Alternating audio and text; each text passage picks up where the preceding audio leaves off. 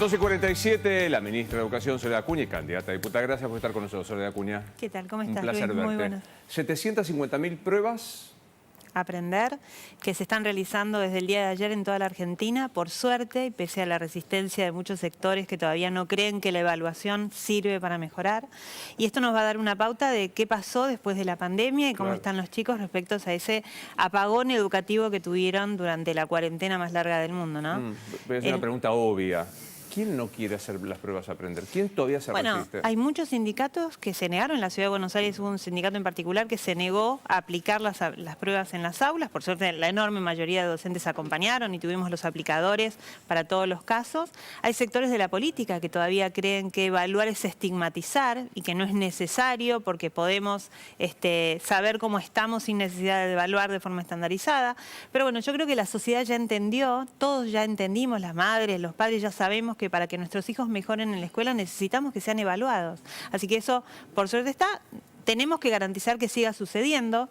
En el presupuesto que envió el ministro Massa al Congreso Nacional para el 2024 hay una reducción enorme del presupuesto educativo y esa reducción incluye en el presupuesto 2024 que presenta el ministro Massa del Congreso Nacional hay una reducción de las partidas educativas y dentro de esas reducciones hay una reducción del 50% de la partida para evaluaciones, con lo cual necesitaríamos saber cuál es la que el ministro Massa cree que no hay que hacer, porque manda la mitad del presupuesto para esa partida. No es menor, digo, me parece que es bueno resaltarlo, porque nosotros nos ocupamos impuestos a las ganancias o que coparticipación con las provincias, pero el ministro Massa, candidato, dice para educación menos y la mitad para evaluación. Para la mitad para evaluación, un 60% menos para infraestructura escolar y todo esto en paralelo al envío de un proyecto de ley de financiamiento educativo que supuestamente pretende elevar en 2 puntos del PBI lo que se dedica a la educación. Ahora, al igual que con ganancias, no dice qué es lo que va a reducir del gasto fiscal para que se pueda financiar. Entonces, es nuevamente impuesto a la inflación, porque supuestamente va a haber más plata para la educación, aunque la ley de presupuesto mande menos. Una ley de presupuesto que tiene un presupuesto menor a la inflación que él mismo está planteando en esta ley de presupuesto, con lo cual es una contradicción en el marco de este plan platita que tienen de la campaña, porque dice, yo mando una ley al Congreso para aumentar el presupuesto educativo. Supuestamente, pero en paralelo presenta la ley de presupuesto, que es la real, la que se tiene que discutir ahora en el Congreso, con una reducción enorme en las partidas educativas, al igual que el año pasado, porque recordemos que en agosto del año pasado, el ministro Massa, con una resolución administrativa, redujo en 50.000 millones de pesos el presupuesto educativo. En Conectar Igualdad, esto es computadoras y conectividad para las escuelas de la Argentina, en infraestructura escolar y en evaluaciones también. Más allá de la infraestructura, ¿ustedes tienen más o menos un monitoreo de cómo está cualitativamente la educación, el rendimiento? ¿Qué evaluación hacen los últimos tiempos? Tenemos los resultados de las pruebas a aprender del año pasado de secundaria y tenemos datos del ERCE, que es la evaluación de lectura, de aprendizaje de lectura, de alfabetización anteriores a la pandemia, y los resultados son muy malos. O sea, lo que demuestra es que los chicos de la Argentina cada vez saben menos.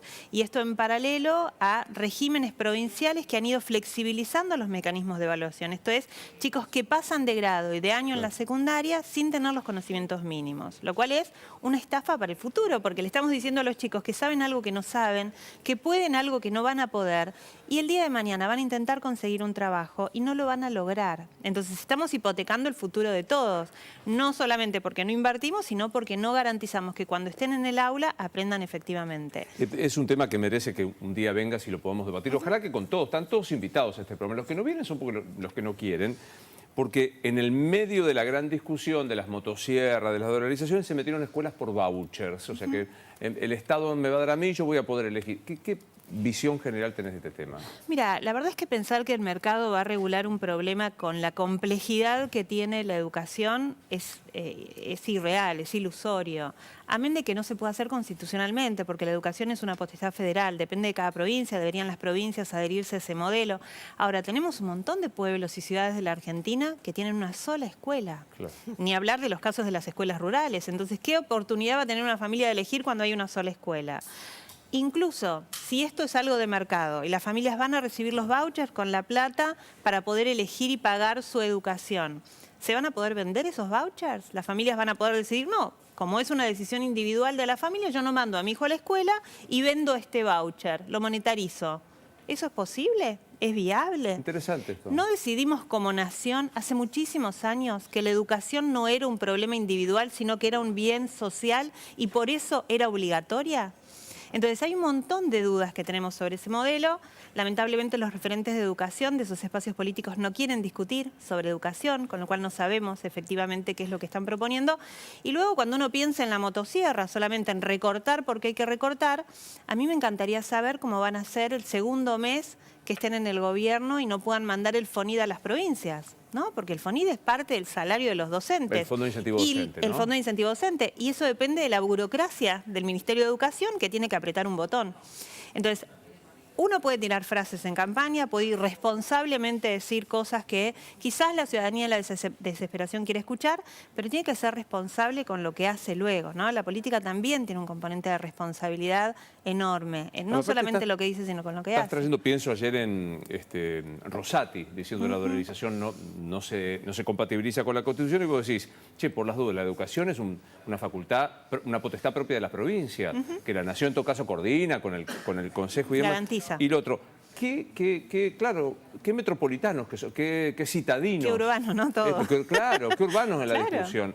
En Buenos Aires, en Rosario, en Córdoba podrás elegir, pero en cantidad de lugares hay una sola escuela. Una sola escuela, provincia, pero nuestra provincia Acá. de Buenos Aires, no tenemos que irnos al norte, al Chaco profundo. Acá en provincia de Buenos Aires, General Pringle, hay un montón de pueblos, chicos, en donde yo nací, Río Colorado, en Río Negro. Digo, no hay opciones de escuelas para elegir. Y luego, ¿se soluciona de esa manera la formación docente? Porque gran parte del problema que tenemos hoy es la formación docente inicial, que nuestros docentes no están formados para enseñar de la manera que se requiere en el siglo XXI. ¿Se soluciona con una opción de mercado? O sea, que el padre o la madre elijan una escuela, ¿hace que tenga mejores docentes en el corto y mediano plazo, que es lo que dura los 7 años de una escuela primaria o los 5 años de una escuela secundaria? Porque en el largo plazo uno puede decir, bueno, estos mecanismos pueden ir generando, que los incentivos hagan, que los... Ahora, en el mediano plazo, de corto plazo, luego de un apagón educativo como el que tuvimos en la pandemia. Entonces, hay que tener y tener mucho cuidado, no solamente en el que dice, sino en el que escucha y procesa esa información. Ni el plan platita de un ministro Massa mandando una ley que dice que va a aumentar 8 puntos del PBI mientras reduce el presupuesto educativo por segundo año consecutivo, ni una propuesta de mercado que no habla de la realidad de las aulas y que desconoce la realidad de nuestros docentes en nuestras aulas, sin conectividad, sin recursos pedagógicos, con familias que no mandan a sus hijos a la escuela, muchas veces porque no saben que tienen que ir todos los días, todo el tiempo. Claro. Y que no tenemos un régimen de presentismo en todas las provincias que garantice que los chicos tengan acceso al derecho a la educación. ¿Algo más, señores? Me quedé con lo del apagón educativo que dijiste. ¿Hay consecuencias de eso o ya está superado? No, hay consecuencias enormes en una Argentina que no tuvo medidas reparatorias. Digo, tenemos muchas provincias que no tuvieron medidas reparatorias, ni en cantidad de días, ni en horas de clase, ni en estrategias didácticas dentro del aula diferentes, y que lograron pasar del problema de la repitencia absoluta flexibilizando los mecanismos de evaluación.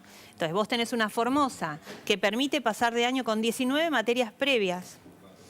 Y tenés otros lugares como la Ciudad de Buenos Aires que dijimos no se repite igual, no se puede pasar y tenés las clases obligatorias los sábados.